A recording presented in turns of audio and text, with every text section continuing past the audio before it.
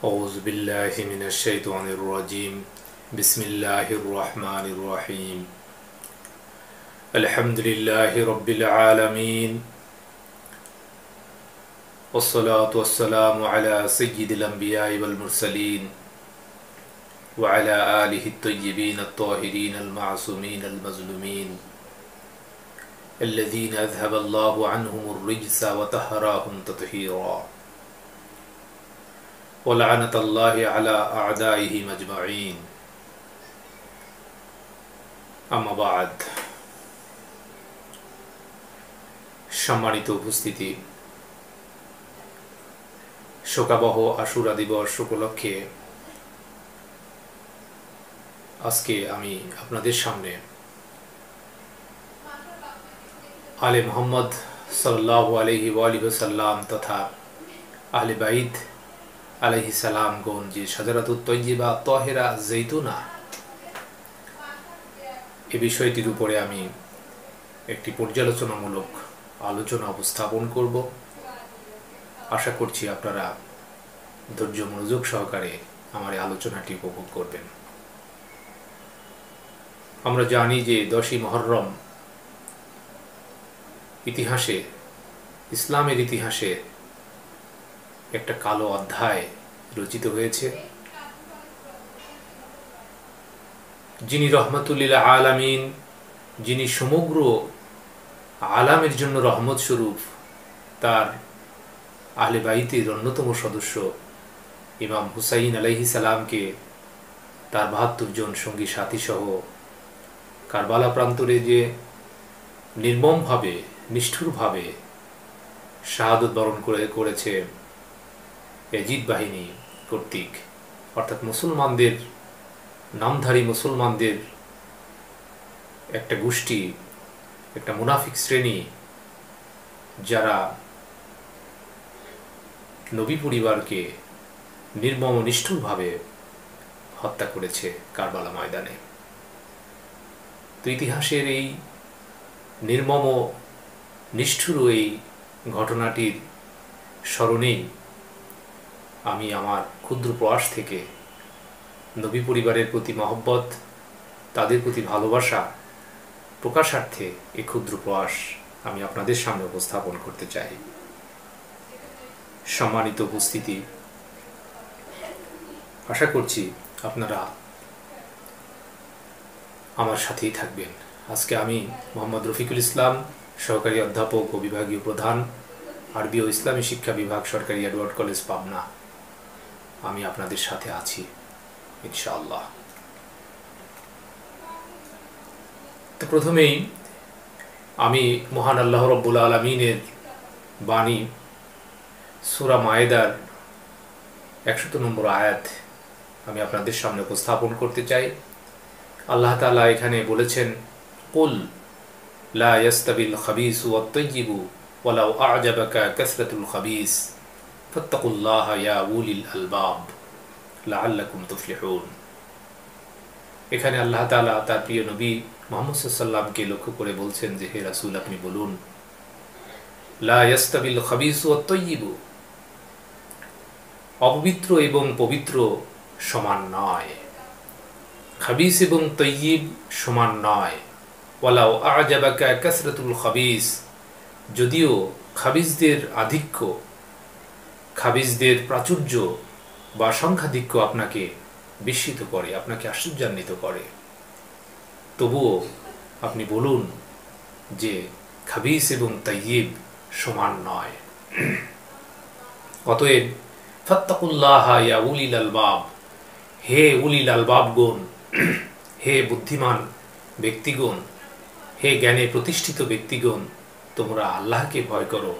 খাবিস এবং তাইয়্যিবদের মধ্যে তোমরা কাদের দলভুক্ত হবে, এ ব্যাপারে তোমরা আল্লাহকে ভয় করো। আশা করা যায় লাআল্লাকুম তুফলিহুন, তোমরা সফল কাম হবে।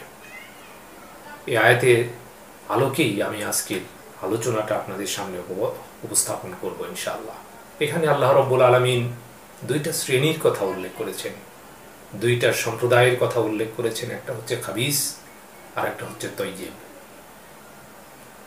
খাবিস হচ্ছে অপবিত্র একটা শ্রেণী, তাইয়্যিব হচ্ছে পবিত্র একটা শ্রেণী।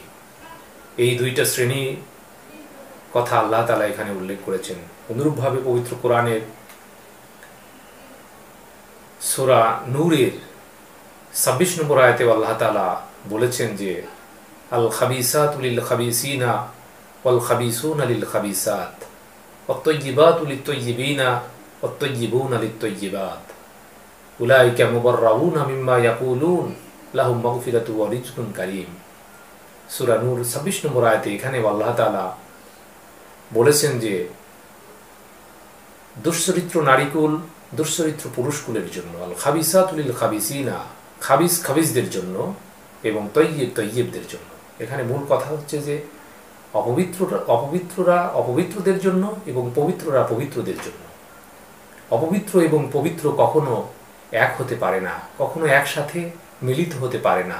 এটা আল্লাহর বিধান নয়, এটা আল্লাহ তাআলা এই আয়াতের মাধ্যমে সুস্পষ্ট করে দিয়েছেন। সম্মানিত উপস্থিতি, এখানেও দুইটা শ্রেণীকে আলাদাভাবে উপস্থাপন করেছেন মহান রব্বুল আলামিন, অর্থাৎ খাবিস এবং তয়্যিবকে আলাদাভাবে উপস্থাপন করেছেন এবং এই দুইটা শ্রেণী আলাদা, পৃথক।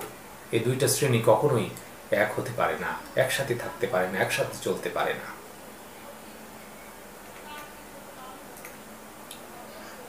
এরপরে আমি আপনাদের সামনে আরো একটা আয়াত উপস্থাপন করব, যেখানে আল্লাহ রাব্বুল আলামিন ঘোষণা করেছেন সূরা হুজরাত 13 নম্বর আয়াতে আল্লাহ তাআলা বলেছেন যে ইয়া আইয়ুহান নাস ইন্না খালাকনাকুম মিন যাকারিন ওয়া উনসা ওয়া জাআলনাকুম শুউবান ওয়া কাবাইলা লিতাআরাফু ইন্না আকরামাকুম ইনদাল্লাহি আতকাকুম।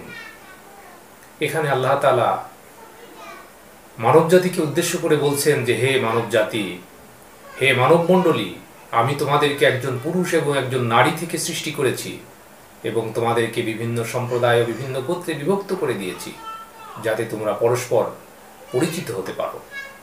ইন্না আকরামাকুম ইনদাল্লাহি আতকাকুম, আর তোমাদের মধ্যে আল্লাহর কাছে সবচেয়ে সম্মানিত হচ্ছে সেই ব্যক্তি যে আল্লাহকে সবচেয়ে বেশি ভয় করে থাকে। নিশ্চয় আল্লাহ তাআলা সবচেয়ে বেশি জানেন এবং সবচেয়ে বেশি খবর রাখেন। এখানে আল্লাহ তাআলা মানব জাতির সৃষ্টির সূচনা লগ্ন অর্থাৎ আদম এবং হাওয়া আলাইহিস সালাম থেকে যে আমরা এসেছি এ কথা স্মরণ করিয়ে দিচ্ছেন এবং আমরা যে বিভিন্ন গোত্র এবং বিভিন্ন জাতিতে আমাদেরকে আল্লাহ তাআলা বিভক্ত করেছেন পারস্পরিক পরিচিতির জন্য। এখানে গর্ব অহংকার প্রকাশের জন্য নয়। একটা জাতি আরেকটা জাতির উপরে গর্ব অহংকার করবে, তাদের বংশ মর্যাদার বড়াই করবে, এই জন্য আল্লাহ তাআলা সৃষ্টি করেননি। আল্লাহ তাআলা এই জন্য দ্ব্যর্থহীনভাবে ঘোষণা করেছেন যে তোমাদের সম্মানের মর্যাদার মাপকাঠি হচ্ছে তাকওয়া, অর্থাৎ তোমাদের মধ্যে আল্লাহর কাছে সবচেয়ে বেশি সম্মানিত হচ্ছেন সেই ব্যক্তি যে আল্লাহকে সবচেয়ে বেশি ভয় করে থাকে। প্রথম আয়াতে আল্লাহ তাআলা এই তাকওয়াবান মুত্তাকি ব্যক্তিদেরকেই বলেছেন যে তোমরা খাবিস এবং তাইয়্যিবদের ব্যাপারে আল্লাহকে ভয় করো। তাহলে এখানে মানব সৃষ্টির যে সূচনা অর্থাৎ প্রথম দিকে আল্লাহ তাআলা আদম এবং হাওয়া থেকে আমাদেরকে আমরা মানব জাতি পৃথিবীতে ছড়িয়ে পড়েছে, মানব জাতির বিস্তার লাভ করেছে, এ কথা আমরা এই আয়াতের মাধ্যমে জানতে পারি। সম্মানিত উপস্থিতি, এরপরে মহান রব্বুল আলামিনের আরো একটা বাণী যেখানে সমগ্র মানব জাতি যে একই উম্মতভুক্ত ছিল এ কথা আমরা জানতে পারি। আল্লাহ তাআলা সূরা ইউনূসের 19 নম্বর আয়াতে আল্লাহ তাআলা বলেন যে আমা কানান নাসু ইল্লা উম্মাতান ওয়াহিদাতান ফাখতালাফু, সমগ্র মানব জাতি একই উম্মতভুক্ত ছিল, অতঃপর তারা পরস্পর মতপার্থক্য করেছে। সূরা ইউনূস 19 সেখানে আল্লাহ তাআলা বলতেছেন যে মানব জাতি একই উম্মতভুক্ত ছিল, কিন্তু পরবর্তীতে তারা এটা মতানৈক্য করেছে, তারা পৃথক হয়ে গিয়েছে। সূরা বাকারার 213 নম্বর আয়াতে আল্লাহ তাআলা বলেছেন যে কানান নাসু উম্মাতান ওয়াহিদাতান, সমগ্র মানব জাতি একই উম্মতভুক্ত ছিল।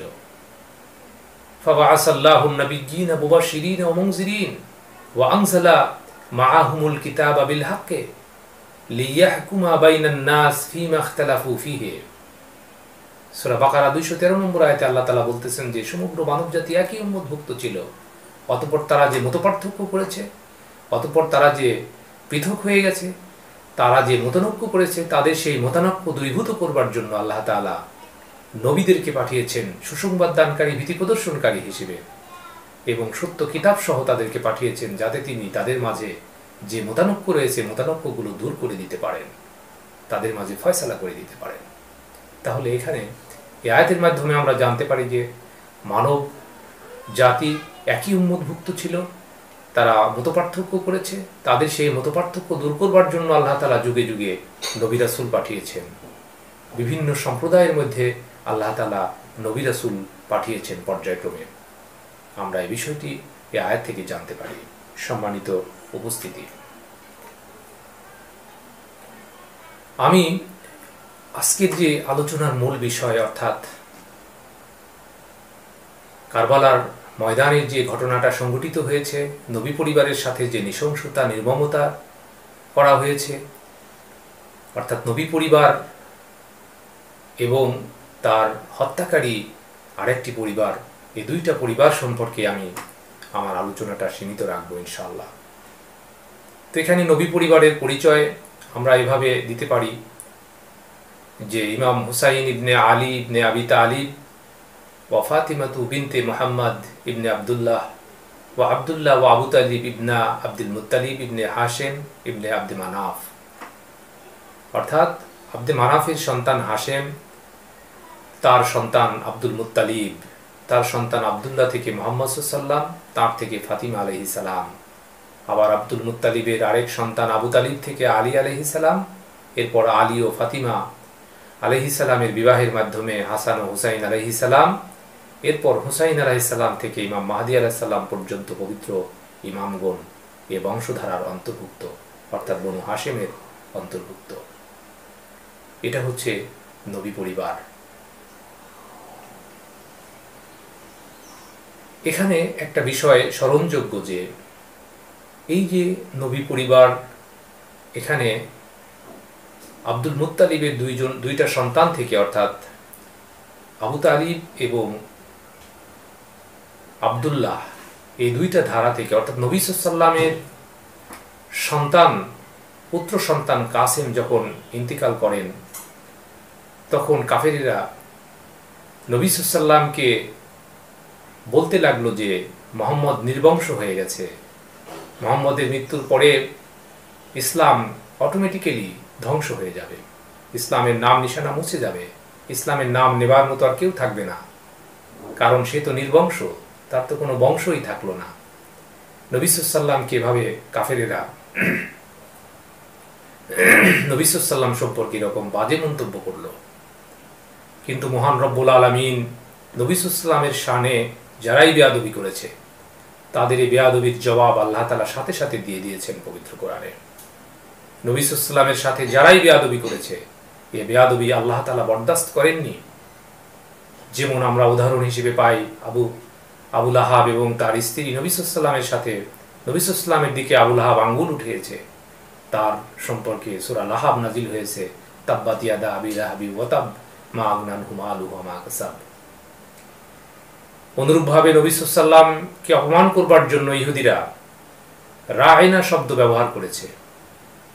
এই শব্দটি হিব্রু ভাষায় ইনসাল্ট সূচক শব্দ, কিন্তু এই শব্দকেও আল্লাহ তাআলা নবীর শানে এই বেয়াদবিমূলক শব্দকেও আল্লাহ তাআলা বরদাস্ত করেননি।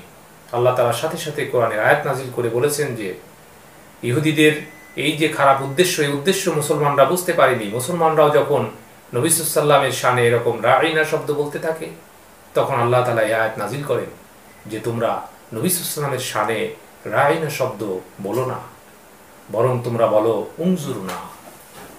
তাহলে এখান থেকে একটা বিষয় সুস্পষ্ট যে নবী সাল্লামের শানে যখনই কেউ বেয়াদবি করেছে সাথে সাথে আল্লাহ তাআলা তার প্রতিবাদ করেছেন।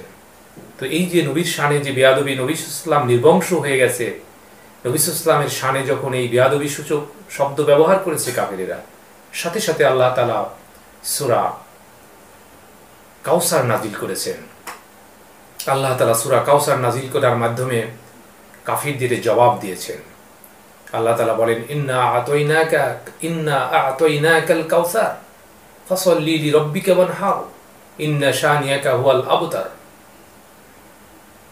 ইন্না আ'তাইনাকাল কাউসার, হে রাসূল আমি আপনাকে কাউসার দান করেছি, অতএব আপনি ফাসাল্লি সালাওয়াত করুন, ওয়ানহার এবং নাহার করুন, কোরবানি করুন।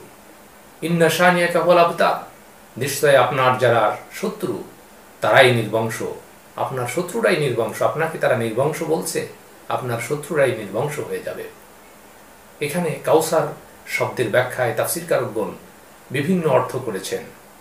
কাউসার শব্দের এক অর্থ, নবী সাল্লাল্লাহু আলাইহি ওয়াসাল্লামকে আল্লাহ তাআলা হাউজে কাউসার দান করবেন, যেটা কিয়ামতের ময়দানে। অনুরূপভাবে কাউসার শব্দের অর্থ জান্নাতের একটা নহর, সেটাও নবী সাল্লাল্লাহু আলাইহি ওয়াসাল্লামের কে কিয়ামতের দিবসে এটা দান করা হবে। আবার কাউসার শব্দের অর্থ খাতুনে জান্নাত ফাতিমা আলাইহিস সালাম। অনুরূপভাবে কাউসার শব্দের অর্থ আধিক্য, অনেক, কাসরাতুন থেকেও কাউসার শব্দ এসেছে বলে কেউ কেউ বলেছেন। তো এখানে একটা শব্দের অর্থ বিভিন্ন জায়গায় বিভিন্ন রকম হয়ে থাকে, স্থানকাল পাত্রভেদে শব্দের অর্থ পার্থক্য হয়ে থাকে। যেমন আইনুন শব্দের অর্থ চোখ, আবার আইনুন শব্দের অর্থ ঝর্ণা।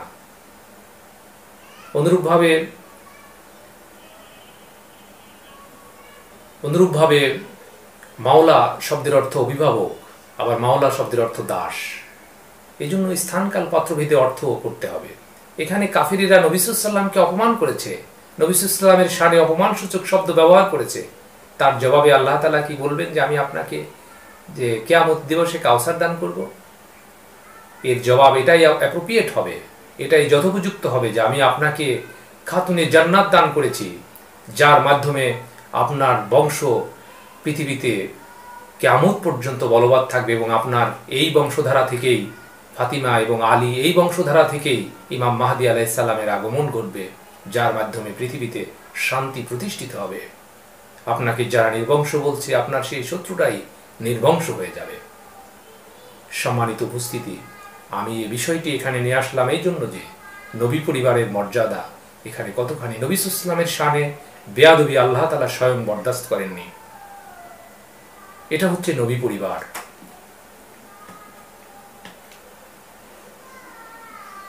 অপরদিকে বনু উমাইয়া, যে বনু উমাইয়ারা নবী পরিবারের অন্যতম সদস্য ইমাম হুসাইন আলাইহিস সালামকে কারবালায় নির্মমভাবে শহীদ করেছে, সেই বনু উমাইয়াদের পরিচয় হচ্ছে ইয়াজিদ ইবনে মুআবিয়া ইবনে আবি সুফিয়ান ইবনে হারব ইবনে উমাইয়া ইবনে আব্দে শামস ইবনে আব্দে মানাফ।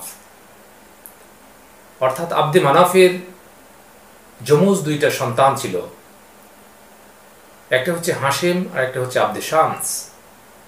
প্রথমে হাশেমের জন্ম হয়, এরপর আব্দে শামস। এদিক থেকে মুআবিয়া নিজেকে আলী আলাইহিস সালামের সমান মর্যাদা দাবি করত। মুআবিয়া বলতো যে তোমার পূর্বপুরুষও আব্দে মানাফ, আমার পূর্বপুরুষ আব্দে মানাফ। অর্থাৎ আব্দে মানাফের যমজ দুই সন্তান থেকে এই দুইটা ধারা পৃথিবীতে ছড়িয়ে পড়েছে। একটা ধারা হচ্ছে বনি উমাইয়া আর একটা ধারা হচ্ছে বনি হাশেম। এই দুইটা ধারা ছড়িয়ে পড়েছে, কিন্তু এই দুইটা ধারার মধ্যে আল্লাহ তাআলা স্বয়ং বনু হাশেমকে আল্লাহ তাআলা মনোনীত করেছেন। আল্লাহ তাআলা বনু হাশেমকে মনোনীত করেছেন এবং বনু উমাইয়াকে করেছেন লানতপ্রাপ্ত। এ সম্পর্কে বিস্তারিত আলোচনা করব ইনশাআল্লাহ। সম্মানিত উপস্থিতি, আশা করছি আপনারা মনোযোগ সহকারে আমার এই আলোচনাটি উপভোগ করবেন। বনু হাশেম, বনু হাশেম হচ্ছে শাজারাতুত তাইয়্যিবা আত-তাহিরা আল মুবারাকা আজ-জাইতুনা। বনু হাশেম হচ্ছে পবিত্র একটা বংশধারা, যে বংশধারাকে আল্লাহ তাআলা স্বয়ং মনোনীত করেছেন। আল্লাহ তাআলা পবিত্র কোরআনে সূরা আলে ইমরানের 33 নম্বর আয়াতে আল্লাহ তাআলা বলেছেন, ইন্নাল্লাহ আস্তাফা আদামা ওয়া নূহা ওয়া আলা ইব্রাহিম ওয়া আলা ইমরান আলাল আলামিন যুররিয়াতাম বা'দুহা মিন বা'দিন আল্লাহু সামিউন আলীম। নিশ্চয় আল্লাহ তাআলা আদমকে, নূহকে, ইব্রাহিমের বংশধারাকে, ইমরানের বংশধারাকে জগৎবাসীর উপরে মনোনীত করেছেন এবং তাদের এক বংশ আরেক বংশ থেকে এসেছে। আর আল্লাহ তাআলা অধিক শোনেন এবং অধিক জানেন। এই যে আল্লাহ তাআলার মনোনয়ন, আমরা প্রথমে আলোচনা করেছি যে আদম আলাইহিস সালাম এবং হাওয়া আলাইহিস সালাম থেকে যে মানব জাতির সৃষ্টি হয়েছে, তারা মতপার্থক্য করেছে, তাদের সেই মতপার্থক্য দূর করবার জন্য আল্লাহ তাআলা যুগে যুগে নবী রাসূল পাঠিয়েছেন। এই নবী রাসূলকে আল্লাহ তাআলা মনোনীত করেছেন। এই নবী রাসূলকে কি কোনো মানবজাতি মনোনীত করেছে? না, এদেরকে স্বয়ং আল্লাহ তাআলা মনোনীত করেছেন। আল্লাহ তাআলা কি সবাইকে মনোনীত করেছেন? না, আল্লাহ তাআলা যাদেরকে মনোনীত করেছেন, এই মনোনীত নবী রাসূলগণ এক বংশ আরেক বংশ থেকে এসেছে। তাদের বংশের চেন, তাদের বংশের সাজারা এটা হচ্ছে ঠিক রয়েছে, তাদের সাজারা ব্রেক করেনি। এজন্য আল্লাহ বলেছেন যুররিয়াতাম বা'দুহা মিন বা'দিন। আল্লাহ তাআলা এই বিষয়টি এখানে সুস্পষ্ট করে দিয়েছেন, অর্থাৎ তাদের এক বংশ আরেক বংশ থেকে এসেছে। যার কারণে ইব্রাহিম আলাইহিস সালামের দুই সন্তান ইসমাঈল আলাইহিস সালাম এবং ইসহাক আলাইহিস সালাম, ইসহাক আলাইহিস সালাম থেকেই ঈসা আলাইহিস সালাম পর্যন্ত এসেছে নবুয়তের ধারা অসংখ্য নবী রাসূল বনি ইসরাঈলদের মধ্যে। এদেরকে বনি ইসরাঈল বলা হয়। ইসহাক আলাইহিস সালামের বংশধারাকে বনি ইসরাঈল বলা হয়। এদের সর্বশেষ নবী ঈসা আলাইহিস সালাম। ঈসা আলাইহিস সালামকে আল্লাহ তাআলা উঠিয়ে নেবার পর তার কোনো বংশধারার অবশিষ্ট থাকেনি, অর্থাৎ ওই ধারায় নবুয়ত বন্ধ হয়ে গিয়েছে। এরপরে ইব্রাহিম আলাইহিস সালামের আরেক সন্তান ইসমাঈল আলাইহিস সালাম থেকেই বনু হাশেম, সেই বনু হাশেমের ধারা থেকেই আমাদের প্রিয় নবী সাল্লাল্লাহু আলাইহি ওয়াসাল্লাম এবং তার আহলে বাইতের আগমন ঘটেছে পৃথিবীতে। এবং এদেরকে স্বয়ং আল্লাহ তাআলা মনোনীত করেছেন এবং আল্লাহ তাআলা বলেছেন যে যুররিয়াতাম বা'দুহা মিন বা'দিন, এরা এক বংশ আরেক বংশ থেকে। এজন্য ইহুদি খ্রিস্টানরা যখন দেখলো যে তাদের বংশধারা থেকে আর নবী আসবে না, এই জন্য তারা ইসমাঈল আলাইহিস সালামের বংশধারা থেকে যে মুহাম্মদ সাল্লাল্লাহু আলাইহি ওয়াসাল্লামের আগমন ঘটবে তাকে হত্যা করবার জন্য তারা বারবার ষড়যন্ত্র করেছে। অসংখ্যবার তারা ষড়যন্ত্র করেছে নবী সাল্লাল্লাহু আলাইহি ওয়াসাল্লামকে হত্যা করবার জন্য। সম্মানিত উপস্থিতি, মহান আল্লাহ রাব্বুল আলামিন পবিত্র কোরআনে আরও এক জায়গায় বলেছেন, সূরা বাকারা 124 নম্বর আয়াতে আল্লাহ তাআলা বলেছেন ওয়াইয ইবতালা ইব্রাহিমা রাব্বুহু বিকালিমাতিন ফাআতাম্মাহুন্না ক্বালা ইন্নী জাইলুকা লিন-নাসি ইমামা ক্বালা মিন যুররিয়াতি ক্বালা লা ইয়ানালু আহদিয যালিমিন।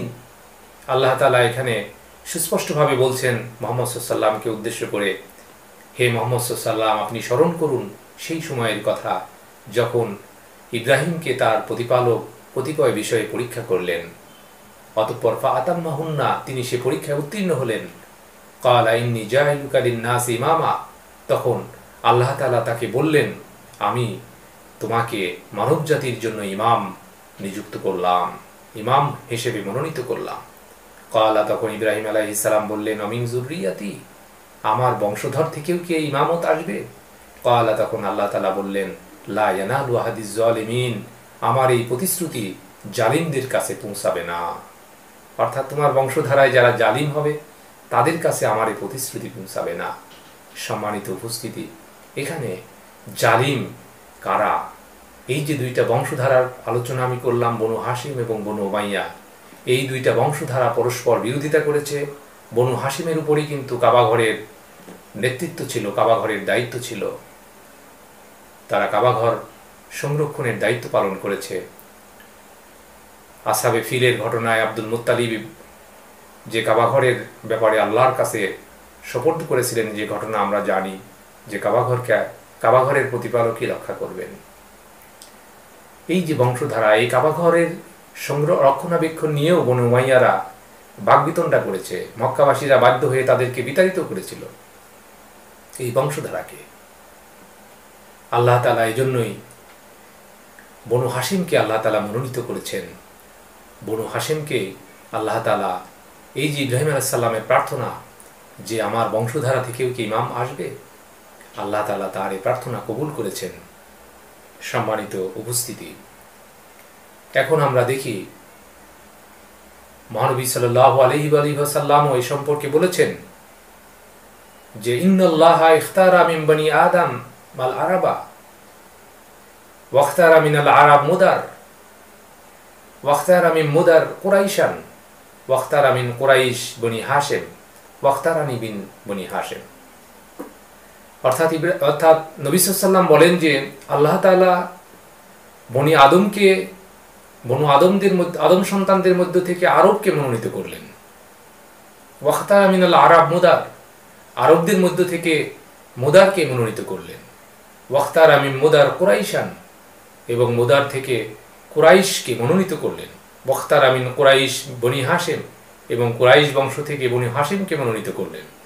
ওয়াখতার রানি মিন বনি হাশেম, এবং আমাকে আল্লাহ তাআলা মনোনীত করেছেন বনু হাশেম থেকে।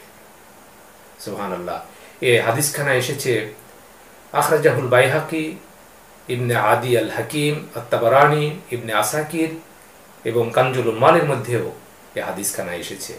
সম্মানিত উপস্থিতি, আমরা কোরআন এবং হাদিস থেকে যে বিষয়টি জানলাম তা হচ্ছে যে নবী পরিবারকে আল্লাহ তাআলা মনোনীত করেছেন, অর্থাৎ তাইয়্যিব।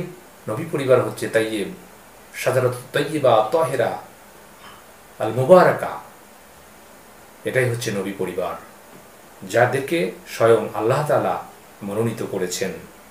সম্মানিত উপস্থিতি, অপরদিকে বনু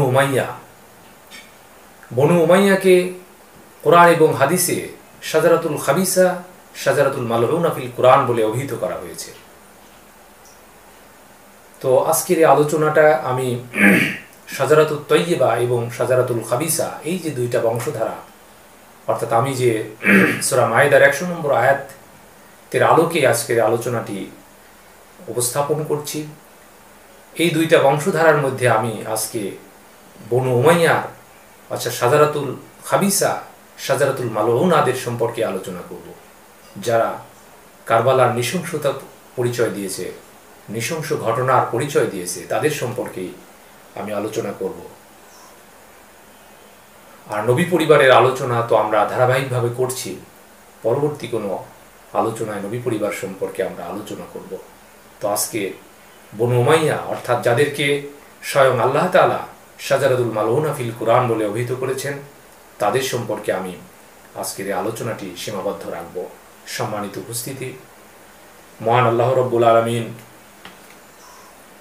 সূরা আল মুমিনুনের ৭৫ এবং ৭৬ নম্বর আয়াতে আল্লাহ তাআলা বলেন, ওয়ালাউ রাহিমনাহুম ওয়া কাশাফনা মা বিহিম মিন দুররিল লালাজ্জু ফি তুগয়ানিহিম ইয়ামাহুন ওয়া লাকাদ আখাযনাহুম বিল আযাবি ফামাস্তাকানু লিরাব্বিহিম ওয়া মা ইয়াতাদাররুন। সূরা মুমিনুন ৭৫-৭৬ নম্বর আয়াত। এখানে আল্লাহ তাআলা বলতেছেন যে ওয়ালাউ রাহিমনাহুম, যদি আমি তাদের প্রতি রহম করি, দয়া করি, ওয়া কাশাফনা মা বিহিম মিন দুররিল লালাজ্জু ফি তুগয়ানিহিম ইয়ামাহুন, এবং তাদের দুঃখ কষ্ট দূর করে দেই, তাদের থেকে দুঃখ কষ্ট যদি দূর করে দেই এবং তাদের প্রতি যদি দয়া করি, অনুগ্রহ করি, লালাজ্জু ফি তুগয়ানিহিম ইয়ামাহুন, তা সত্ত্বেও তারা অবাধ্যতার মধ্যে উদ্ভ্রান্তের ন্যায় তারা লেগে থাকবে, অর্থাৎ তারা সৎপথে ফিরে আসবে না, তারা অবাধ্যতার মধ্যেই লিপ্ত থাকবে। ওয়ালাকাদ আখাযনাহুম বিল আযাব, ইতিপূর্বে আমি তাদেরকে আযাব দ্বারা পাকড়াও করেছি, শাস্তি দ্বারা পাকড়াও করেছি, অর্থাৎ বদরের যুদ্ধ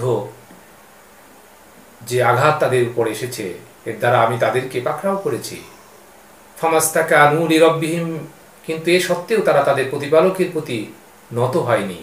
ওয়া মা ইয়াতাদাররুন, এবং কাকুতি মিনতিও তারা করেনি। এই আয়াতটি নাজিল হয়, এই আয়াতের তাফসীর করেছেন